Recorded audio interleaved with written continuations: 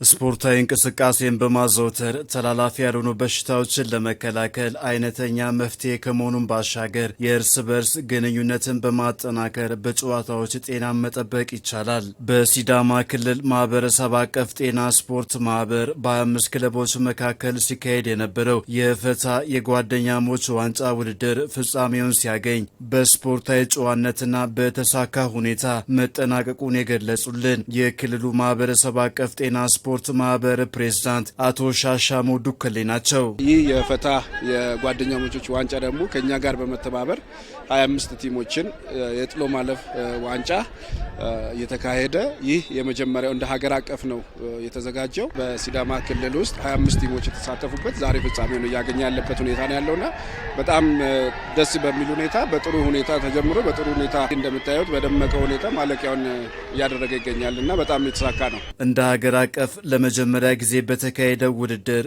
በቀጣይ በክልሉ ውስጥ ተጠናክሮ እንዲካሄድና የእርስ በርስ ግንኙነት መፍጠሩን ፕሬዝዳንቱ አቶ ሻሻሞ ዱከሌ አያይዘው የተናገሩት ከዚህ በፊት የነበረው እንደ ከተማ ነው እንደ ሐዋሳ ከተማ ነው የነበረውና ይህንን ደግሞ በማስፋፋት በደንብ እንደ ክልል ደግሞ እንዲሄድ እርስ በርስ ዞኖች፣ ወረዳዎች እዚህ የመጡ እርስ በርስ የሚግባቡበትን የሚተዋወቁበትን ራሳቸውን ህብረታቸው በደንብ የሚያጠናክሩበትን ነገር ከመፍጠር አንጻር በጣም ትልቅ ስራ ነው የተሰራው።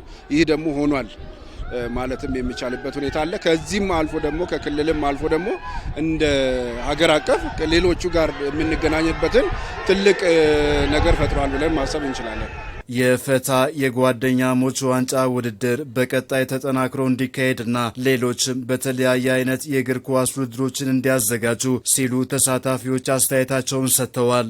ውድድሩ ከጅምሩ እስከ ፍጻሜው ድረስ በጣም ደስ የሚል ማራኪ ፈታ የጓደኛሞች ውድድር በጣም ደስ በሚል መንፈስ ለመጨረሻ ለዋንጫ ደርሰናል። በጣም ደስ የሚል ውድድር ነበረ። ጠቀሜታው ጤና ስፖርት ማህበራት እርስ በርስ ለመተዋወቅ የተለያዩ ሰዎች እርስ በርስን ያስተዋውቃል። ከዚህ በበለጠ አሁንም ያምራል።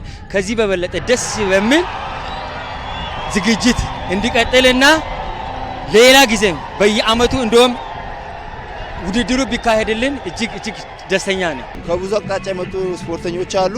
አንድ ላይ የሆነ ጓደኝና ምትር በጣም የፈጠርንበት ውድድር ነው። በጣም ደስ የሚል ውድድር ነው። ይሄ እንዲህ አይነት ውድድሮች በስፋት ከሌላም ክልሎች አጠቃላይ ስለሚያወዳድር ይሄ ነገር ለወደፊትም ቀጣይነት ቢኖረው የሚል ሀሳብ አለኝ። ጥሩ ነው፣ በዚሁ ይቀጥል። ጤና ብዙ መዝናናት ነው፣ በዛም ጤንነታችንን መጠበቅ ነው።